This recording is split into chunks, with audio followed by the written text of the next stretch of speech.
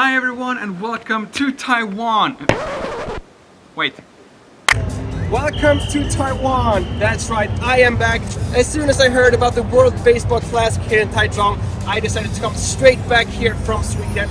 We're gonna go in, hopefully see Taiwan kick some ass. Well, at least that was the plan, but if you have been following along the World Classic baseball games, then you know that that specific game between Cuba and Taiwan did not really go as planned. Pretty much just like our move into our brand new home here in Taiwan, which both are two things I want to talk a little bit more about in today's video. Now, first things first, before I give you the brand new tour of our new YouTube studio here somewhere in Taiwan, I just wanted to talk about the amazing experience I had when I attended my first ever baseball game and my first ever national sports event, which was, as you might have guessed, the World Baseball Classic between Taiwan and Cuba. And sadly Taiwan lost not only that game, but then later also got kicked out throughout the entire tournament, which is not what we are going to focus about in this video. Instead, I just wanted to let you know, if you've never had the honor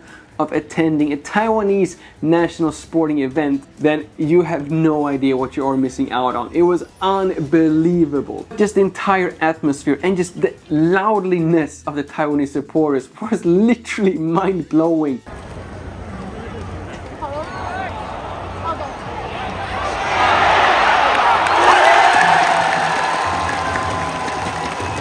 And this was something that lasted throughout the entire, I think, 3.5 hours, which, by the way, is super long, and I had no idea that a baseball game took over 3 hours to finish. But even after like 3 hours, the Taiwanese fans just continued to yell all the time, even after losing, I think, 6 or 7-0 at this point. Then finally, towards the end, when all the hope, if we are going to be honest, all the hope was already gone, and every single one of the 20,000 people in the audience, we already knew that Cuba was going to win and that Taiwan sadly was going to lose. But then it finally happened, and this game went from being a historic event, at least for myself, to becoming a story so good, so not even the best movie writers could come up with a better story.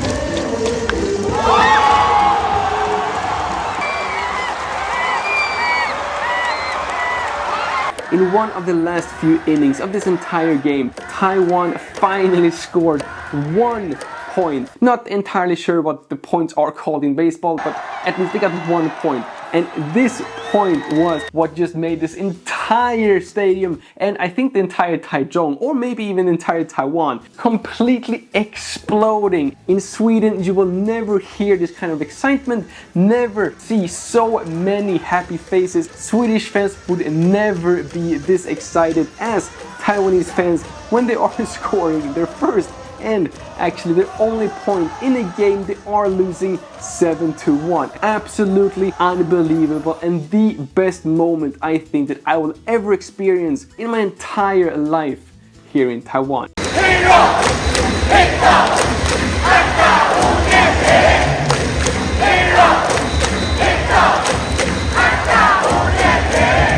And just sitting here in my crowded YouTube studio, just sharing these memories, just makes me super happy, and also giving me a little bit of goosebumps after remembering the insane, just overall excitement and happiness. And as if this was not enough, after this entire game finished, I think I saw the most Taiwanese thing I have ever witnessed during my 11 years here in Taiwan. So not only have we spent 3 hours watching a baseball game with Taiwan competing with Cuba, which to me also is actually something that I've been wanting to see for 11 years. When I was an exchange student up in Dongwu Daxue, up in Shilin, I was walking past the Tianmu baseball game, and I remember telling my classmates at that time that if there's anything I would want to do before leaving my 6 months visit here in Taiwan, it would be to actually go and watch a baseball game, because I had never watched one in my entire life. And then now, thanks to both the World Baseball Classic Classic games, and my amazing girlfriend Minthia, who surprised me and brought me down to Taichung, so we got to experience this literally life-changing event together. It's just absolutely unbelievable. And then after just being incredibly happy and excited for literally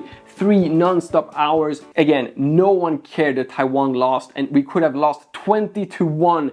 It wouldn't have mattered. But just because we got that one single point in the end of the game, everyone was just super happy and super excited. And then as we were leaving the arena, still on the official arena, when they're selling snacks, which also, by the way, is something I have to mention. If you are watching, for example, baseball game or basketball games, and you're watching, I've only seen American movies about these sport events, but the impression you get is they have these just you go to a movie theater and they have popcorn and drinks and everything is super expensive, and it's just these official stadium snacks. Of course, what do you do if you have a huge sporting event in Taiwan? You bring pretty much an entire night market and you just put that outside of the arena, still within the ticket area, but just outside the arena, to just walk 1 minute from your seat, and then you have the entire typical Taiwanese night market experience. It was just absolutely mind-blowing. And then to add to this, after leaving the arena, every single one is just leaving, walking in these narrow little alleys out to the parking lot,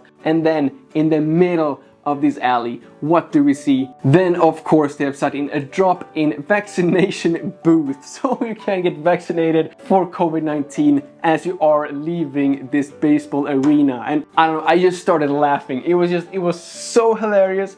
It's so Taiwanese, and this was again just straight after I had been spending 1 month in Sweden, in the middle of the Swedish snow and in the middle of the Swedish forest, and then just coming back to Taiwan, and then just again being just bombarded with this amazing excitement, and then just seeing that and I was just so happy that even after living in Taiwan for 11 years, I am still able to create these new memories, new experiences, and this just huge proud moments of just being involved in this now a new sporting culture for myself. And I guarantee you that this was absolutely not the last time I am going to visit a Taiwanese sporting event. And if you've never been, I don't care which sport it is, I don't care if Taiwan is winning or losing, just go. It's absolutely unbelievable. And speaking about things that is also unbelievable, we moved.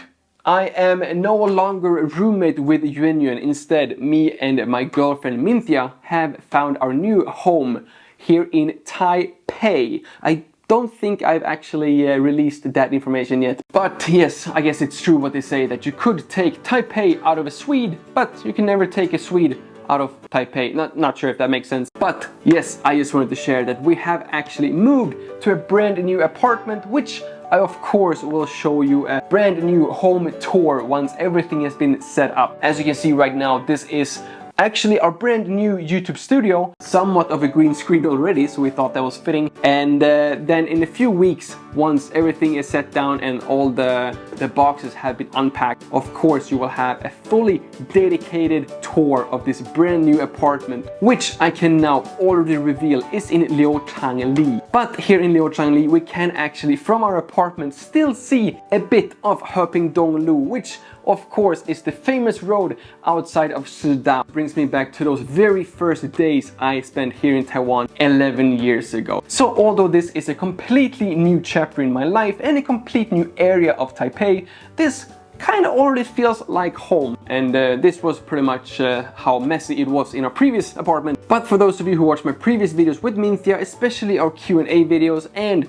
especially if you are a YouTube channel member, then you might already know our small differences when it comes to how we are spending our times in our apartments. And of course, that's also something that you will see in future videos here on this channel, as well as we at least try to live together for the very first time in our relationship. And I guess technically, hopefully also the last. I guess regardless if we manage to pull this off or not, this would technically be the last time we are living together, and hopefully this will also last for several decades. We tried to sneak in a few naps here and there in the middle of all the packing, because we're both super exhausted, but of course also super excited, so we're spending all night trying to pack this up. And literally 12 hours from now we will have our IKEA delivery for this apartment, which hopefully will make us feel even more at home, and maybe even be able to make a little bit more nicer decoration and stuff for you as well. So if that is something that you want to see, please do remember to subscribe to this video and hit that bell so you get notified as soon as future videos here from our brand new apartment comes out. I think that's it. So, as you can tell, I have a lot of stuff to do. Thank you all so much for watching. My name is Lucas. Starts with L as in like, ends with S as in subscribe. Please do both, and see you all in the next one.